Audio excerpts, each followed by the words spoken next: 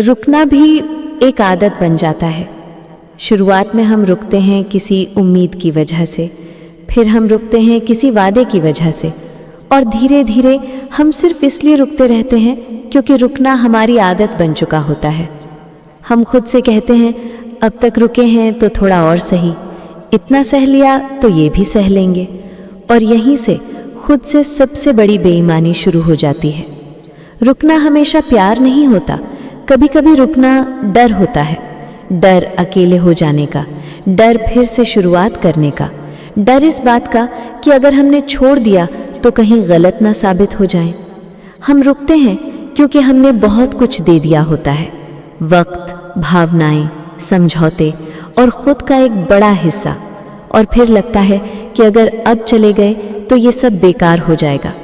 पर सच ये है, जो आपको रोज थोड़ा थोड़ा खाली कर रहा है, वहाँ रुकना कोई जीत नहीं होती, वो बस धीरे धीरे खुद को खोने की प्रक्रिया होती है।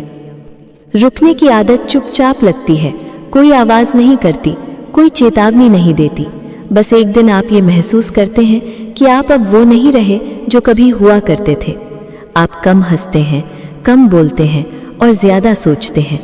आप हर बात कहने से पहले 10 बार सोचते हैं कि कहीं सामने वाला नाराज़ ना हो जाए। रुकना तब खतरनाक हो जाता है जब आप अपनी ज़रूरतों को ज़्यादा उम्मीद कहने लगते हैं, जब सम्मान मांगना आपको बोझ लगने लगता है, जब साफ बात करना आपको डराने लगता है। धीरे धीरे आप खुद को समझाने लगते हैं सब ठीक है, हर रिश्ता ऐसा ही होता है, कोई परफेक्ट नहीं होता। लेकिन अंदर कहीं एक आवाज़ रोज़ पूछती है, क्या तुम सच में खुश हो? रुकने की आदत आपकी सीमाएं मिटा देती है। आपको ये याद ही नहीं रहता कि आपकी हद कहाँ ख़त्म होती है और समझौता कहाँ से शुरू होता है। आप बस चलते रहते हैं बिना ये सोचे कि मंजिल आपकी है भी या नहीं। सबसे अजीब बात यह है कि बाहर से सब ठीक लगता है, लोग कहते हैं सब तो सही चल रहा है, लेकिन वो नहीं जानते कि अंदर कितना शोर है, कितनी थकान है, कितनी अधूरी बातें हैं। रुकने की आदत आपको ये सिखा देती है कि खुद को बाद में रखना सामान्य बात है, कि आपकी तकलीफ इतनी बड़ी नहीं है, कि आपकी खामोशी सब कुछ संभाल लेगी। लेकिन हर इंसान की एक सीमा होती है, और जब वो सीमा पार होती है तो इंसान टूटता नहीं है, बस खाली हो जाता है। ना गुस्सा, ना शिकायत, ना उम्मीद।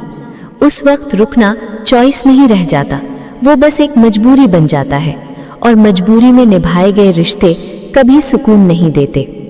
एक दिन ऐसा आता है जब आपको एहसास होता है कि आप इसलिए नहीं रुके थे क्योंकि सब ठीक था, बल्कि इसलिए रुके थे क्योंकि आपको खुद पर भरोसा नहीं था कि आप आगे बढ़ पाएंगे।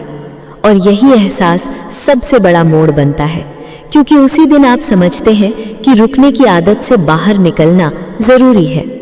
रुकना अगर आपको खुद से दूर कर रहा है तो वहाँ ठहरना वफादारी नहीं है, वो खुद के साथ नाइंसाफ़ी है। याद रखना, हर जगह रुक जाना सब्र नहीं होता, और हर बार आगे बढ़ जाना मतलब छोड़ देना नहीं होता। कभी कभी आगे बढ़ना खुद को बचाने का इकलौता तरीका होता है, क्योंकि रुकना भी एक आदत है, और कुछ आदतें छोड़नी ही पड़ती हैं ताकि हम खुद को फिर से पा सकें।